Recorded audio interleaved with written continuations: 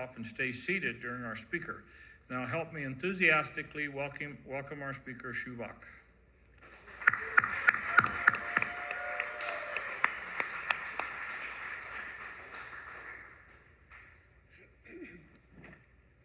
$5. Okay, my name's Chuvak. I'm definitely alcoholic. I am delighted to be here this evening with all of you.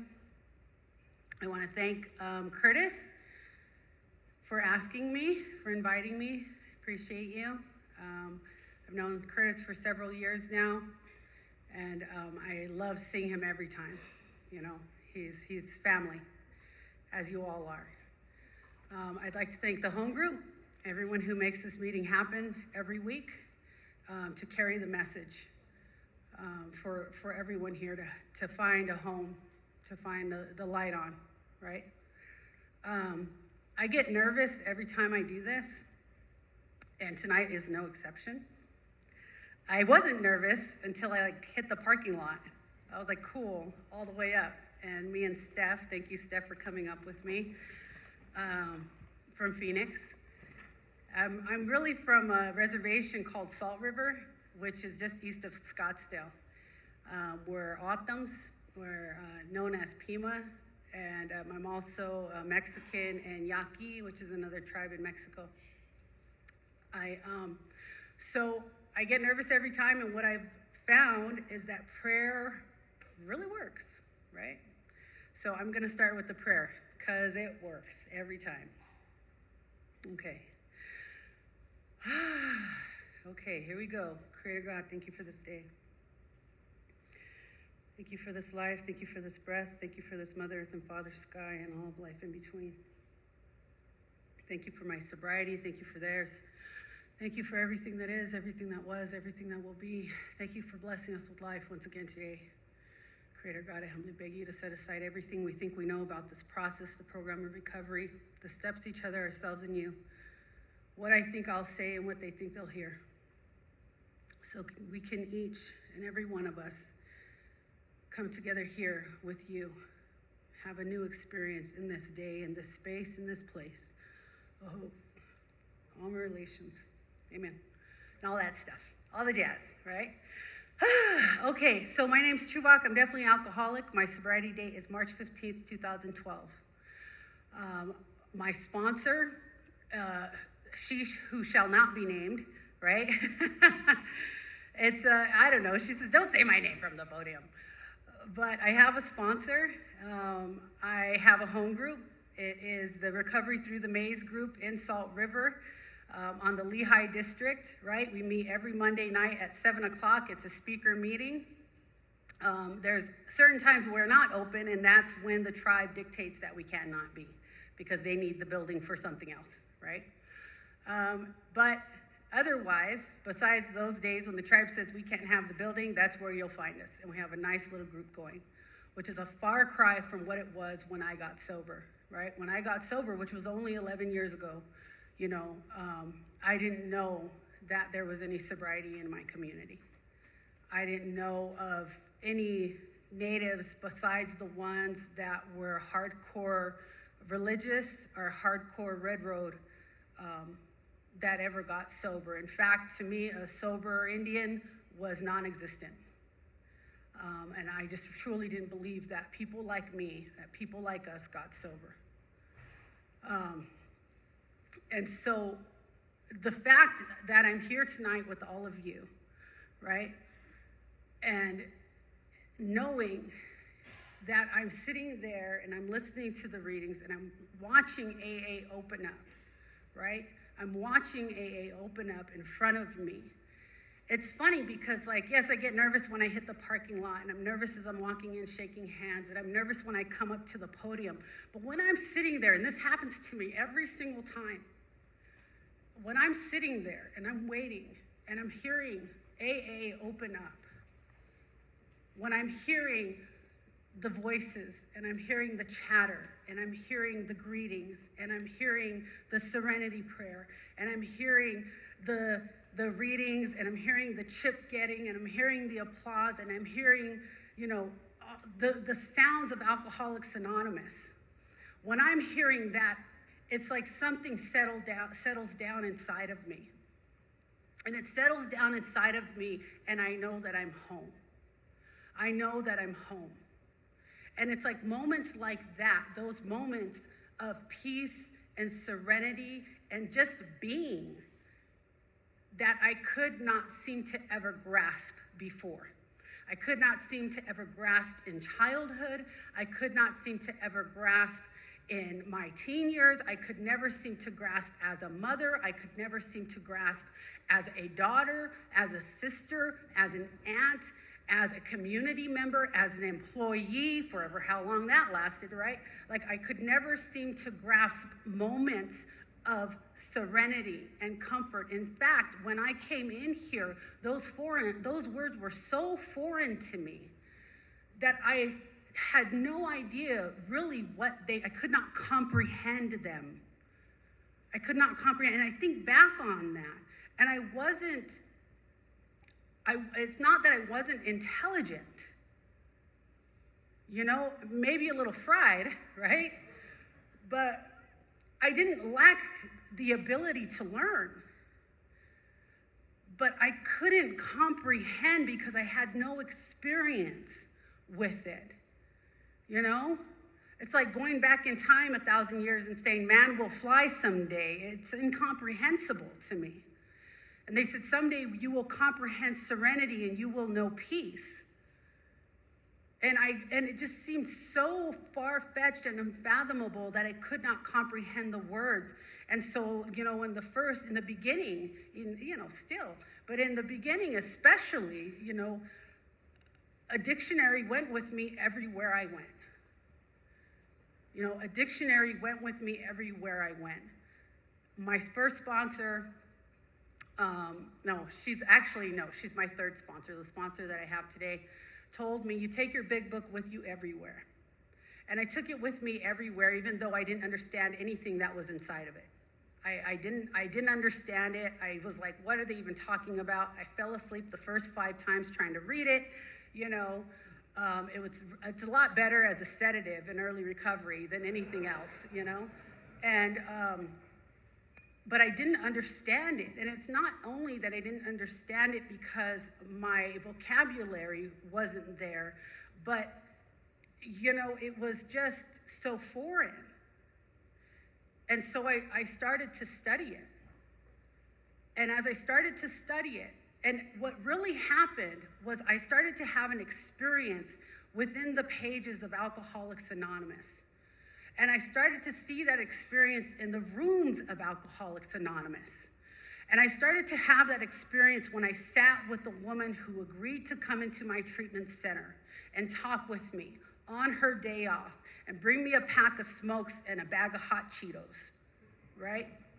And I try to sleep. I tell my sponsees this. That's why God left me the $1, right?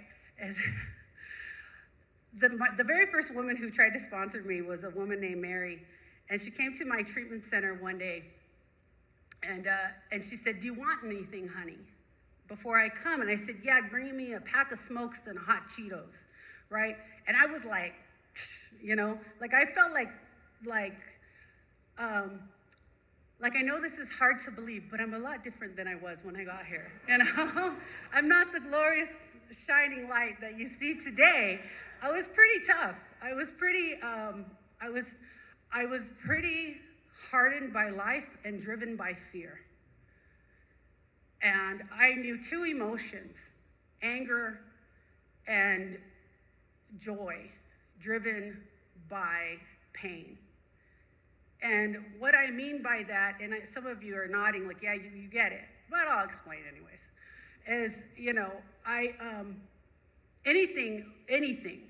anything was, something set me off and needed to be met with violence. And if it wasn't met with violence, or if it was met with violence and I thought it was funny, it brought me joy. And that's who I was when I came into the rooms of recovery. And so I thought I was pretty, this lady's, she's doing me a solid. She came all the way from the west side, she came out to the East Valley to do step work with me, you know, and I'm sitting at the seat, and I'm like, she didn't have to do that. I respect that. I pulled a 20 out, sat it on the table. Mind you, we weren't supposed to have any money in our rooms. And she started working steps with me, and she opened the book, and she said, do you see this first page? It's blank. And I said, yeah, it's blank. And she goes, yeah, that's what you know about recovery. And I said, okay. And she says, draw a circle and draw a triangle. Okay.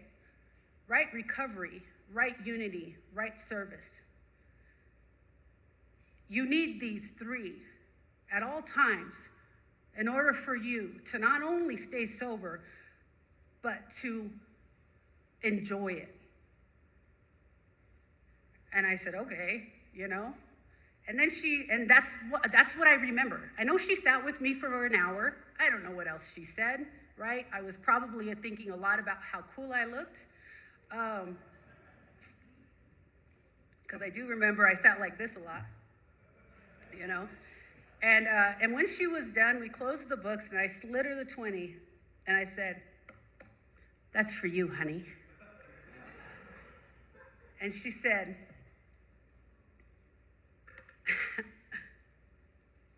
that's not how this works. And I was like, oh, okay. And it baffled me. It confused me. You know, like so many of the things did when I got here. Like so many things go against everything that I'd ever been taught. You know, everything, all of it goes against, and it says it in the book, you know, that I'll be challenged. And it'll be things that to me are like common sense, this becomes uncommon sense, right? Like this, where I was raised, like you don't show softness. Where I was raised, like you don't show vulnerability. Where I was raised, you definitely don't tell the truth. Where I was raised, you definitely don't tell how you feel. And I come into these rooms and they tell me to live my life completely opposite of that. And if I do these things, I'll know a happiness, and I'll know a joy, and I'll know a creator, right? But here's the thing, is that when I got here, I was also filled with a lot of what I call spiritual arrogance. Okay, so I'll rewind. Let's go back. Okay, I'm Chuvak, I'm alcoholic. March 15, 2012. I was born and raised in the Salt River, Pima, Maricopa Indian community.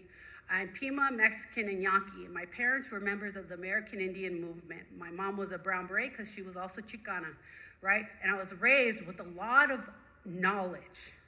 I was raised with a lot of knowledge of who I am, right? I was raised with pride and understanding. And my parents, before I can remember, took us into the lodge. My mother baptized us in the sweat lodge. Like, I was raised around spiritual giants, right? Like, I saw things that were miraculous. I witnessed things from the youngest age. I can't even remember, you know, like these incredible things, right? But when I got here, I couldn't focus on that. I couldn't remember that. What I remembered was the pain. What I remembered, because I have a perspective issue, right? My alcoholism lies in my mind. It lies in my thinking. It lies in the way I view the world, right? Like it lies in all of that. And so even though I was raised in all of that, what I remembered, what imprinted on me, what cracked my heart and broke it time and time again was, and you hear this over and over and over again in the rooms. Like you hear one story, you kind of hear yourself over and over and over again, right? It's like what I remember is, you know, people, the hypocrisy of the spiritual people. What I remember is my parents fighting. What I remember is the alcoholism that surrounded me at every corner, right? What I remember is I remember hating the alcoholics, you know? What I remember is the gang-ridden violence on the reservation at that time. You know, it was really, really, you know? What I remember, and I forget, right? Because my forgetter doesn't just forget that I'm alcoholic, it forgets that there's more to the story that I'm telling myself because I'm living in delusion. Like that's the great lie, The great lie is that I'm deluded to believe that I'm controlling and managing any of it at any time. So that's the way I was. And I was definitely trying to control and manage from the earliest age, in different ways. And it was those were the ways that let me survive. And so I come here and there's like this threat that I have to let that all go. The ego must be smashed. Like all of those things don't work here. And so early sobriety is equally amazing and fantastic and hopeful as it is terrifying, right? So I'm on the reservation. Let me see. I want to really quickly tell a couple of stories, right, about like my first drinks, right? So the first one I tell because it emphasizes the phenomenon of craving and how I know that I suffer from the phenomenon of craving. I was 5 years old the first time I took my first drink. It was by accident, right? I was in a Pizza Hut in Mesa. This was back in the 80s, and so they used to have the salad bar, right, in the Pizza Huts. And me and my brother are running around the Pizza Hut, right? And we didn't got no shoes on, and we're right? And my family's over there eating, and I don't know, we're going crazy. And these two guys are sitting there, and they got like the torn sleeves, right? The torn off sleeves, long hair, like Anthrax, Iron Maiden, like just gorgeous, right? Like just, like this, romances and finances, right? And I look at these guys and they just I used to drink with this guy and he used to say, I was looking at her and she was looking at me. I was looking at her and she was looking at me. And that's what it was like. I was looking at, but I was looking at them. They didn't notice me. I'm a kid. But between them was God in the form of liquid spirit, right? And there's this picture, and it calls to me, right? And I just and I'd already been at this point where I hated the alcoholics that lived around me in the community. I hated that my uncles were drunks and they were always outside of my grandma's house every damn day under the mesquite tree. Like I was angry, And this life that was supposed to be beautiful and that was supposed to be bliss and that was supposed to be heaven was showing me that it was everything but that, right? And I don't know if that's what made me alcoholic, but I know that it was there. This is what I do know, is that it was there. And I just kind of floated over them. I floated over to them like Pepe Le Pew style.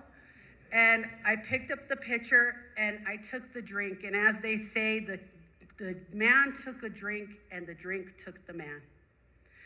And I did not stop drinking that pitcher until it stopped me. This was my first drink as a 5-year-old child. Now, this didn't hit me until I was about 6 years sober. And I was in my living room with my niece.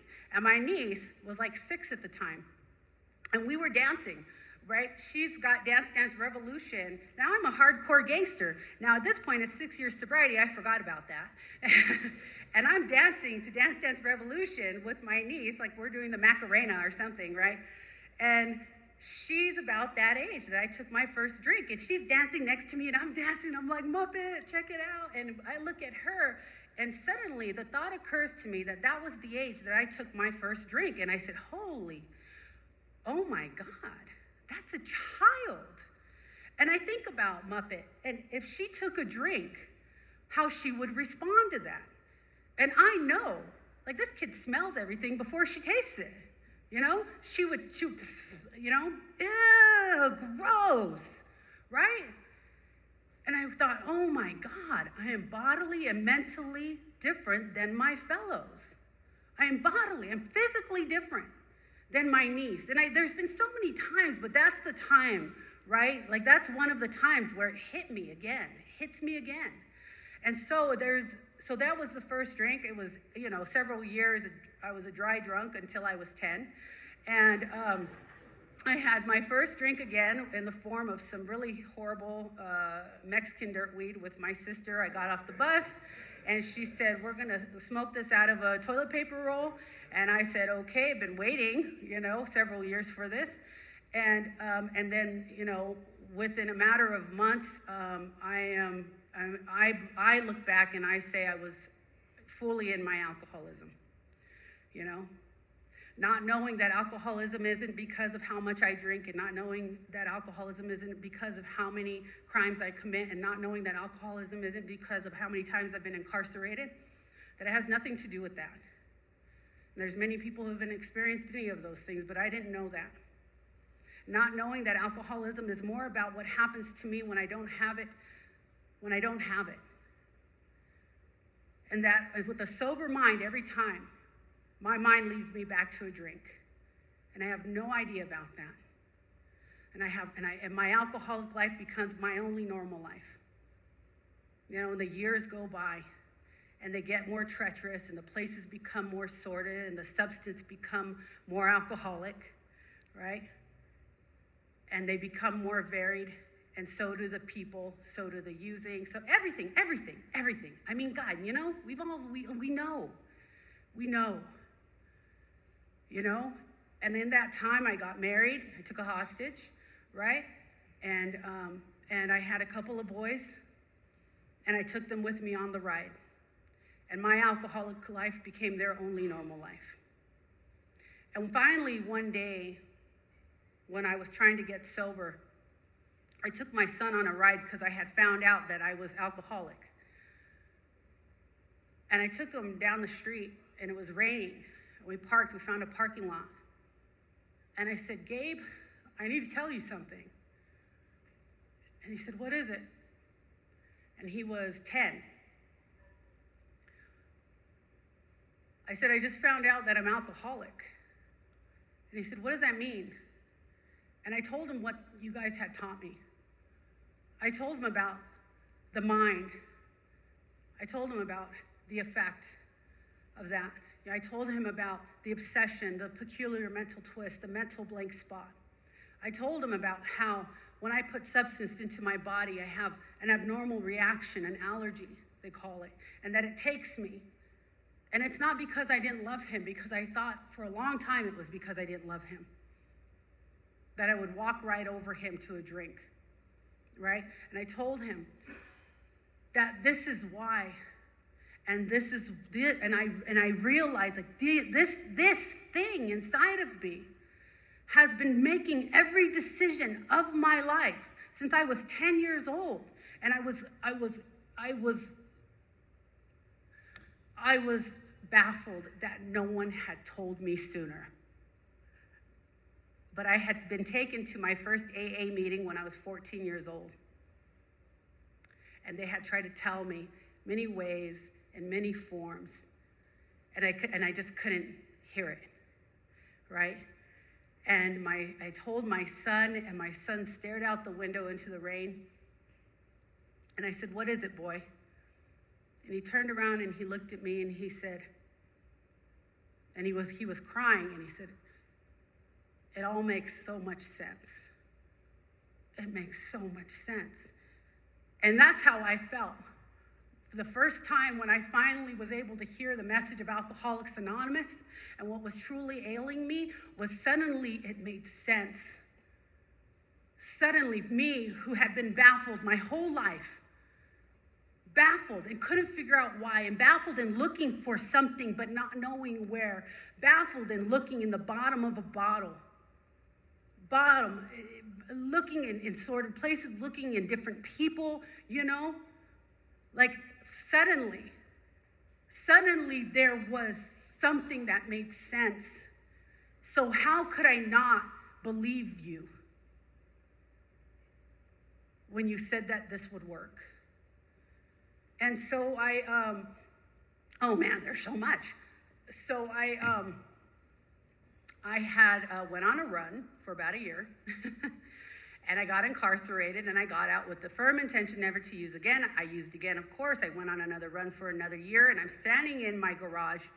And I had just gotten in a fight with the love of my life. And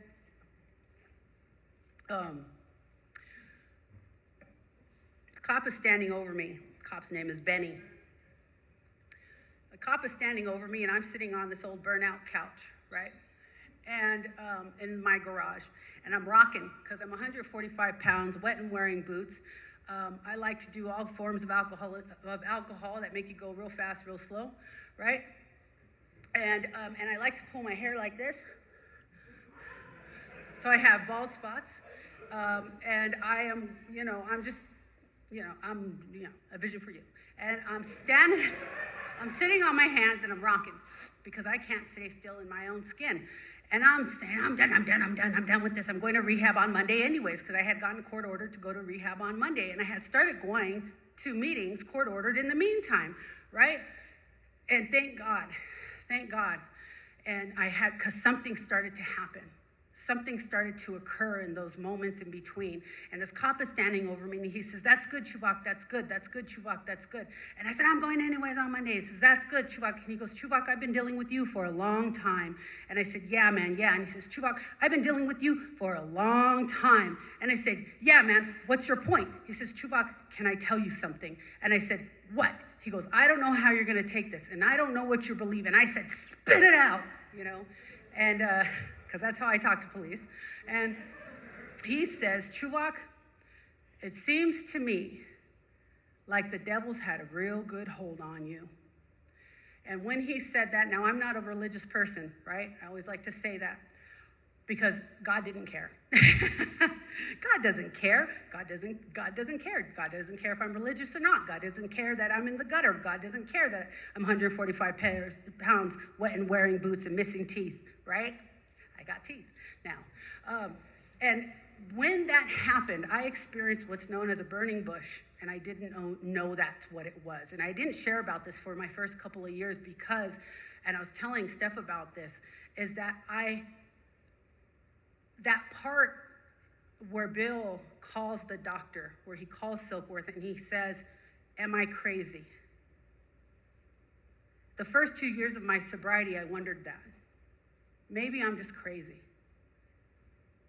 And it took a long time for me to move over to the second part of that, where he says, "I don't know, Bill, but anything's better than the way you were," right?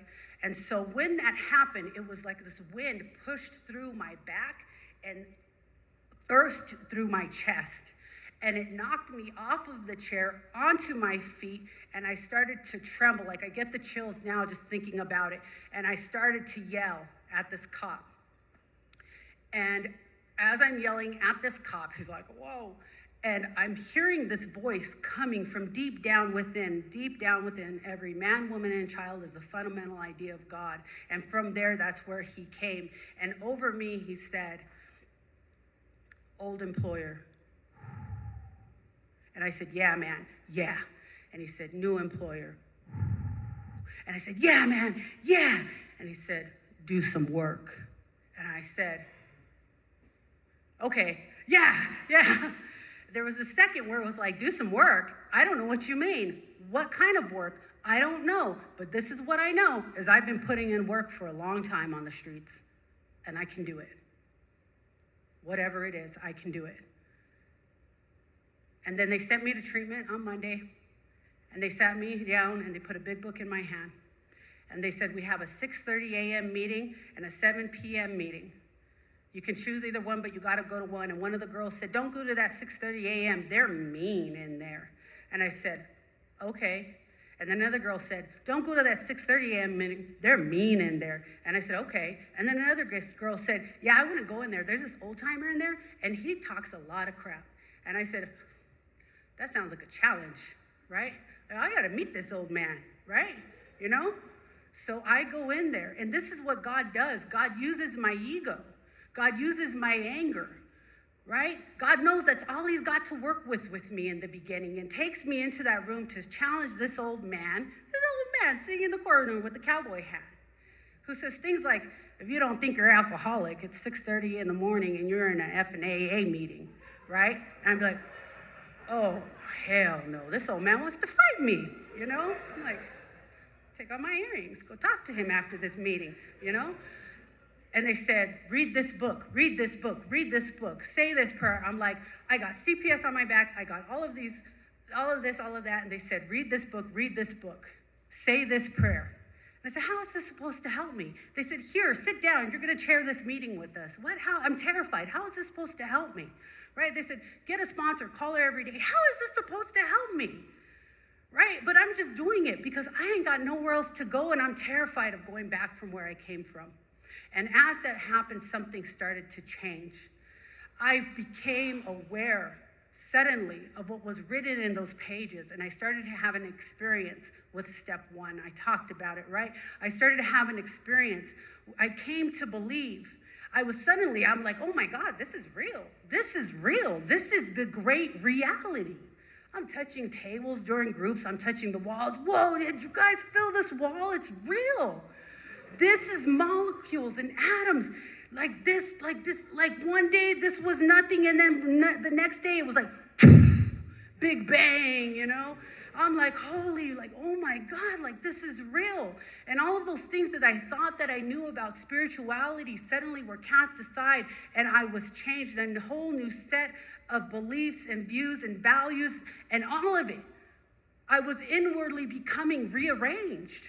And that's something that I could never have done in the 30 years of my life. Suddenly. You know, and I got to that third step, and we started going through it, and they said it's a decision. And then they got to the third step, promises, and it says, having a new employer, being all powerful, he provided what we needed as long as we stay close to him and performed his work well. And I said, what did it say? What does it say? A new employer? What? When did they write that? Because that's what they said in my garage. He said, old employer, new employer, do some work. And I knew that I knew God. And I knew I was getting to know myself better. You know, and I wrote things down that I'd never thought I would share with another human being, as we all say, and I didn't know that there was more to come, and, you know, and I do one every year, not because I'm like super spiritual, but because I'm sensitive. I found out that I'm a sensitive human being. All my life I thought I was hard. All my life I thought I was tough. It turns out that I wasn't. I'm soft, and I'm kind, and I'm loving, and I'm compassionate. But I was being driven by self. I was being driven by fear, a need to protect myself at all costs. And it didn't matter who I ran over, stepping on the toes of my fellows and their retaliation. You know? And then 6 and 7, I didn't understand until I was like 3 years sober, quite honestly. My sponsor said, say this prayer. I said the prayer. And then I ended up in a relationship that I couldn't get out of. And I wasn't willing to let her go. And I realized that I was clinging like this. I was clinging so tight. I was clinging to so many things. And I was clinging to the defects, those things, because without them, who would I be? That hole in the donut, right? And suddenly I understood. This one time when I was still using, I ended up in the hospital with MRSA. And they said they had to do an emergency surgery on me, and they took me down into the OR. And before they wheeled me in, there's a whole story I tell on this, but I'll tell this part. They wheeled me in to go to the operating room. And before they take me in, this woman stops me, and it's like this space, like this lobby. There's like doors on this side, doors on this side. That side's the operating room, that side's the hallway. And she comes in and she says, is your name Chuvak N? And I said, yes, it is. And she says, okay, good. Well, I'm with like billing or whatever the heck. I don't know. She was administration, you know, business end people. And she says, you need to sign this paper before we take you in. And I said, what do you mean? And she says, you need to sign this paper before we can operate. This is consent. We need your consent before we can take you in. And I said, oh, and I signed the paper. I didn't know what I was consenting to. I knew I was gonna die if I didn't write my name. And so when I was several years, I think I was 3 or 4 years sober, when I finally hit me, it's like that surgery Like, God's not going to come in and surgically remove anything. The great physician can't come in. The great physician cannot will me into the operating room if I haven't signed the consent. If I have not consented in 6, there's no work to be done in 7.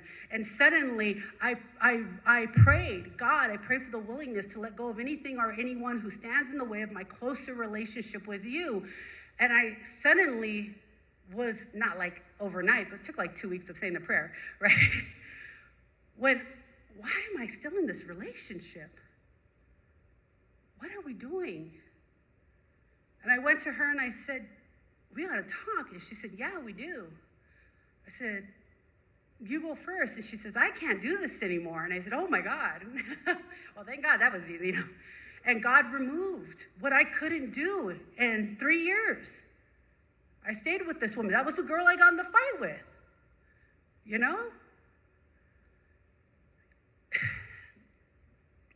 8 came one day. I was outside of the Walmart on the Res Mart.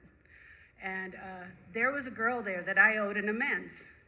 I had made some amends, by this point. I'd made a lot of amends. I was like, oh, I'm rocking and rolling. That kid's on fire, all right. I was that kid. I was rocking and rolling in the program. And I was outside of this Walmart, me and my son. It was around Halloween, and he had to get cookies for his class. We had went in, and they didn't have the cookies he wanted. He wanted sugar cookies. We get back in the car. I'm like, okay, well, what are we going to do? He's like, well, there's a Walgreens down the street. And I said, okay, and here comes this girl walking out of the Walmart. And I said, oh my God, there's so-and-so. And he goes, where, right? And I said, right there. And he goes, oh my God, Mom. And I said, I owe her an amends. Are you going to do it? And I went, oh God, I don't want to do it. And we drove to the Walgreens to get the cookies. We get the cookies, we get in the car, and I said, 8-step prayer. God, I pray for the willingness to make this amends. God, I pray for the willingness. God, please give me the willingness to make this amends. And we started driving, and he says, well, I got to get something else. Of course, he remembers there's one more item that he has to get. I forget what it is now, and it's at the Walmart, right? And I said, are you kidding? You got to go back to the Walmart. So we go, and I said, okay, if she's still there, I'll make the amends. And we drive, as soon as my wheels hit the Walmart parking lot, she walks back out of the Walmart. And I went, oh my God, fine. And I learned the power of that prayer. I learned the power. So many times, God has shown up instantly like that. And sometimes quickly, sometimes slowly. But it's always in a moment. Even if I think that it's been forever, it's a moment. It's always a moment. It's like, oh, it's been 5 years that I've been, struggling with this, and then a moment later, like that, and the amends was made. There were countless others, and there's been incredible growth in my life. There has been the reconnection of my family and the return to my culture. There has been, learning about myself, growing in understanding and effectiveness in 10, connecting closer with my Creator haphazardly, failingly, falteringly in 11, carrying the message in 12, and watching the women around me, the fellowship that has grown up around me, and how they have taught me, how these women have taught me. How, can I talk about Matthew? How this woman taught me how to walk through sobriety after losing her fiance. How she carried on.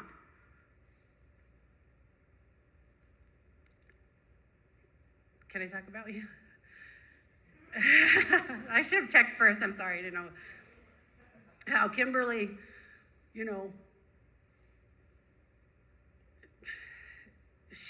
how she went to prison, sober, and here, 5 years later with us, walking through that separation from her family. And they taught me, and my sponsor taught me, when she lost her mother, how to face losing my own just in December. And because of the reconnection, because of the steps and the way that they transform your life, just day by day, moment by moment, I was given the opportunity, thank you, I acknowledge that.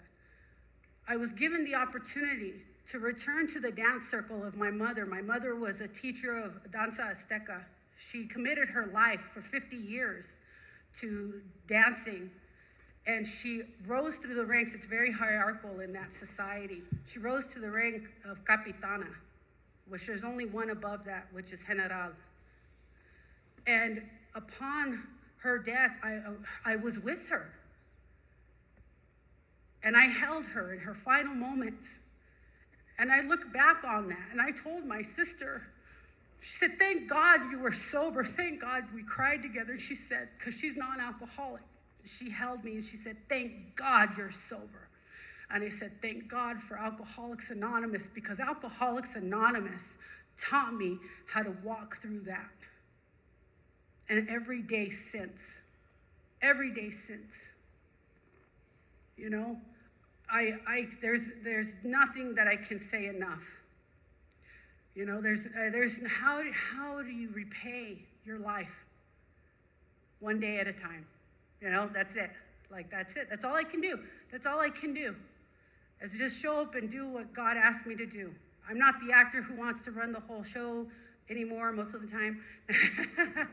I'm the actor who takes direction most of the time today. I am the agent, and I think about that. What does that mean? To be an actor who wants to take direction. To be an agent, someone who's showing up as a representative of their higher power. To be a child learning and growing and being amazed at life. Like, that's what I get today, and I got it from all of you guys in places like this, in rooms like this, in the prayers and in the places in between, and in the fellowship and the recovery and the unity and the service that first woman taught me about, and the many, many people since. You know, I wish there's so much more. Oh, I got educated, I got a degree, I got a couple degrees, blah, blah, blah, blah, blah, blah, blah, blah. But, you know, like, I love you guys. I was telling Steph, like, I love my life today. You know, I'm grateful for my life today. And that's something that I didn't think would ever happen, you know. It's not like that all the time, but mostly. I'm done. I'll pass. Thank you.